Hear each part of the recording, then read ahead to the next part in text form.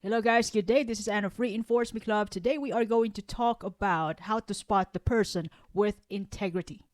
It could be in the workplace, neighborhood, in school, in the office, anywhere else. But the thing about this is that it has to run through the test of time.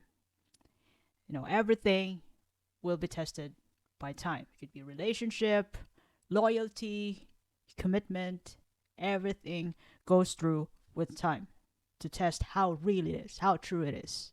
So I'm going to give you 8 tips on how to know if the person is trustworthy, honest, and reliable as a friend, as a colleague, as a classmate, or as a best friend, or even a neighbor.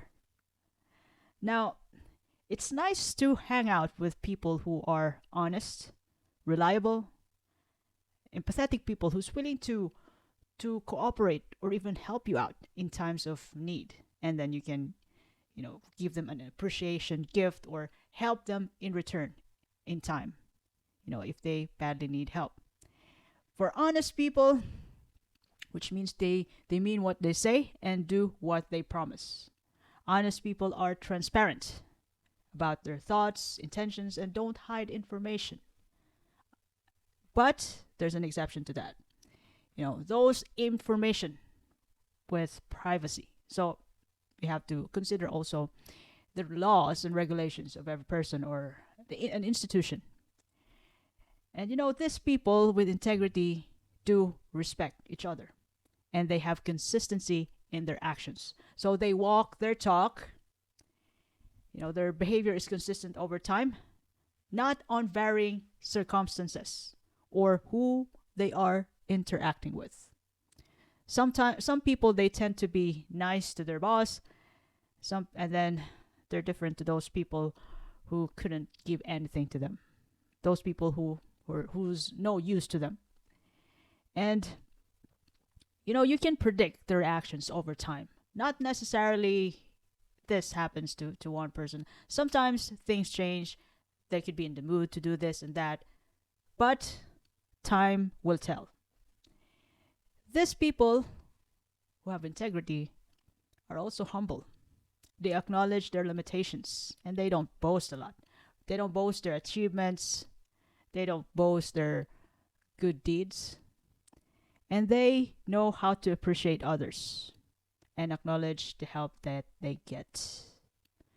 So, hanging out with this type of people, you're gonna feel free because you can openly communicate your thoughts, and your thoughts, and you feel secured with this type of people.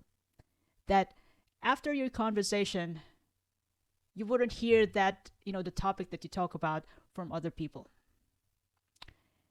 It remains between you and that trustworthy person. Now, how to spot these people? The first thing you got to do is to observe their behavior over time. Look at their consistency in their actions and words in various situations, whether it could be the weather, winter, spring, summer, fall, or when things get busy. When they are busy, when it's hectic in the workplace, you observe their behavior. Notice that notice whether they follow through on their promises and their commitment to their works. If they tell you that they're going to do this, then you're going to expect that it's going to be done. It's going to get done. The second thing that you got to do is to evaluate their interactions with others. See how they treat people who can't do anything for them or might be seen as less important. Pay attention to how they handle conflicts and disagreements. So, as you can see, these people sometimes when they did something to you, like months ago or years ago, and then you're having disagreement with these people, and they're going to bring about the things that they did to you before.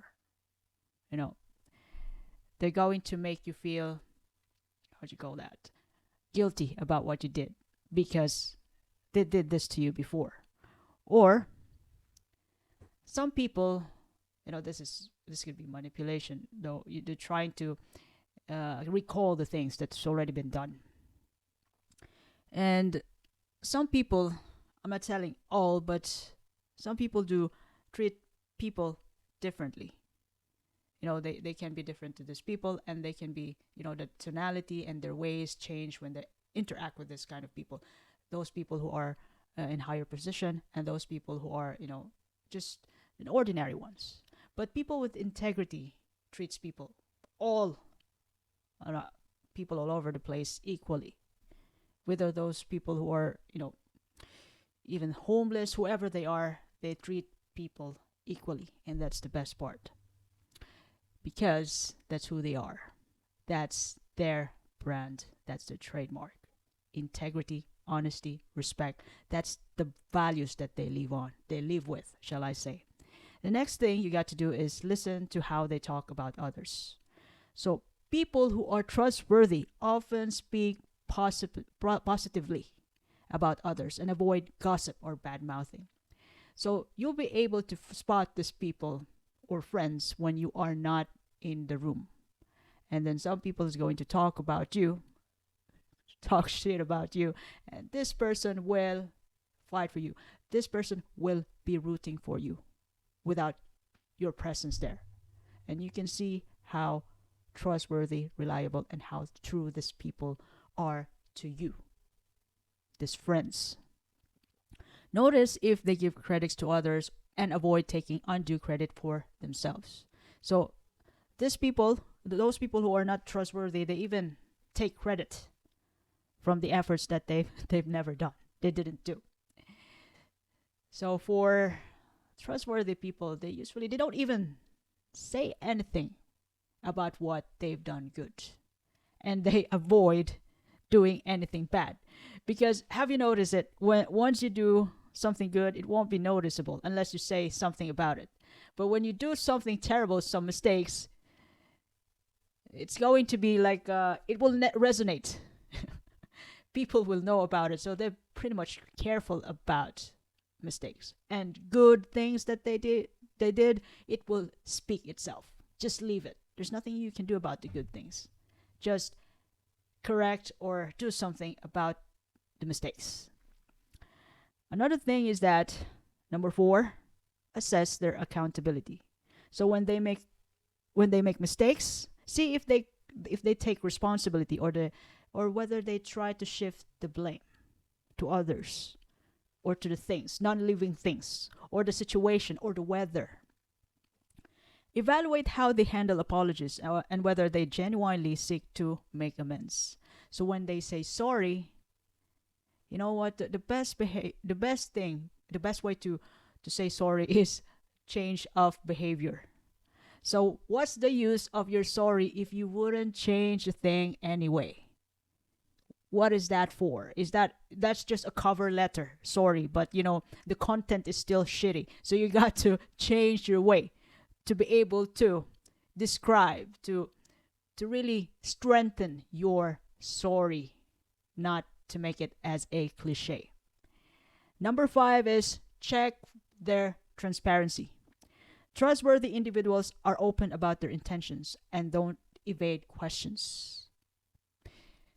Well, this could be case to case basis, because some people wouldn't be comfortable by asking personal questions. So they avoid, like, even simple stuff like, do you have kids? Where do you live? I wouldn't understand, but yes, indeed, some people aren't comfortable in telling you that. It could be based on your relationship. You don't know each other that much yet, so it takes time for them to open. In other words, they could not be trustworthy for you yet. They could not be your people for you yet. It takes time to build that relationship. Look for clear and straightforward communication, especially in complex situations. So, clear and straightforward communications.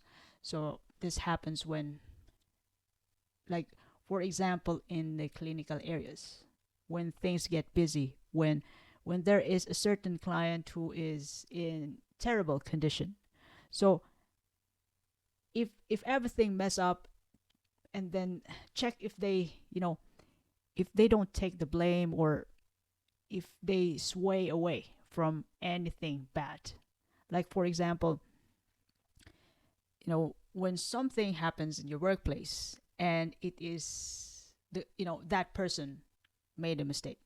A person made a mistake in your workplace, and they try to really tweak the story about it, tweak the narrative in order to lessen the the level of mistakes that they made, and they try to get other people involved for that, or see you know how they open up in those moments where and they can be vulnerable,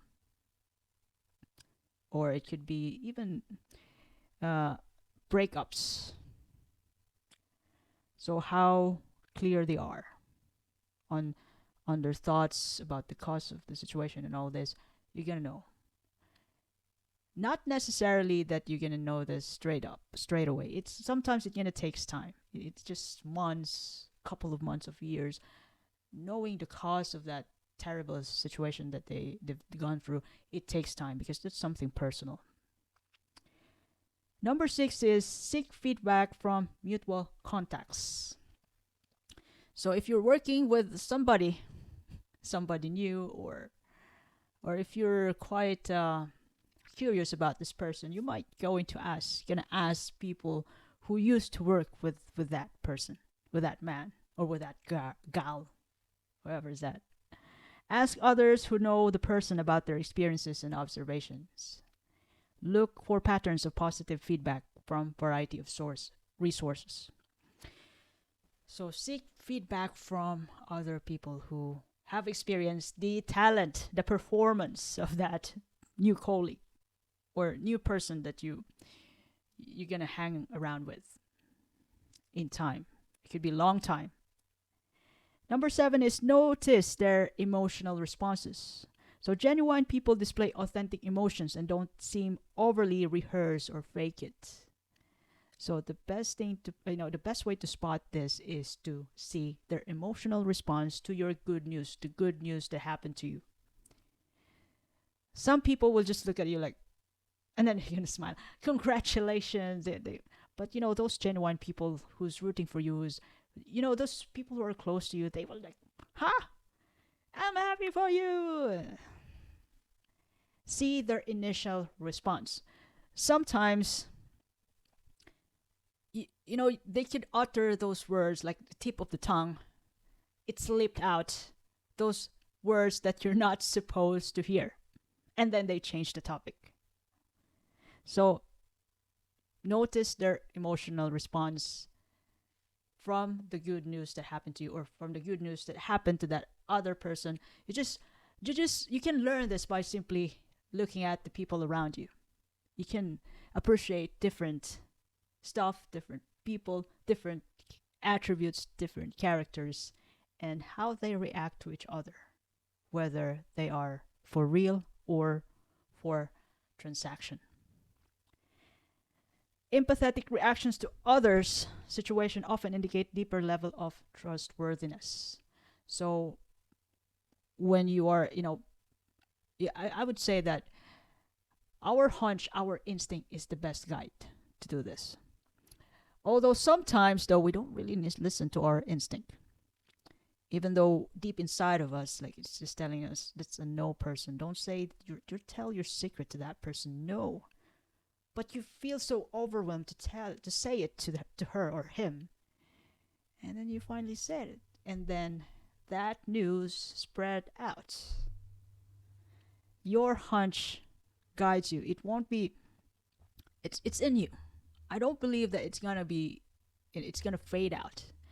It's just that if you consider your instinct or hunch to be less important because you keep using your mind, you had your consciousness to decide most of the time, it may go to that phase that it doesn't it just shut up itself inside your head instead of telling you, you're gonna feel it if it's right for you, if this person is right for you, if this person is trustworthy. So that's kind of a decision in a deeper level. And lastly, once again, I'm telling you, all the relationships, loyalties, commitments, everything, even life, will be tested by time. Test everything in time. Don't hurry up. Okay? If you want to decide, if you want to build relationship with this person, you know, take your time. Take your time to get to know the person. Take your time to really observe people around. Maybe you can find someone else, or you can find a team. Otherwise, for me, though, trust your hunch and stand whatever any relationship stands must stand in the test of time. So we could have a different ways on how to get to know this kind of people, the trustworthy people, how to spot them. But by focusing on these qualities and using the strategies to observe and evaluate people, you can better identify those who are genuinely real and trustworthy. So over time, if you're looking for a best friend, a good friend, or someone you can trust to share your work with in the workplace or in school, someone you can hang out with most of the time, someone who is good influence for you, someone who's going to open up a good or better opportunities for you. So if you ever like this video today, you can share it to your family and friends. You can follow me in YouTube, Facebook, Spotify, Apple Podcasts, and YouTube Podcasts. This is Anna of Reinforcement Club. I do appreciate your time and have a lovely day ahead. Thank you.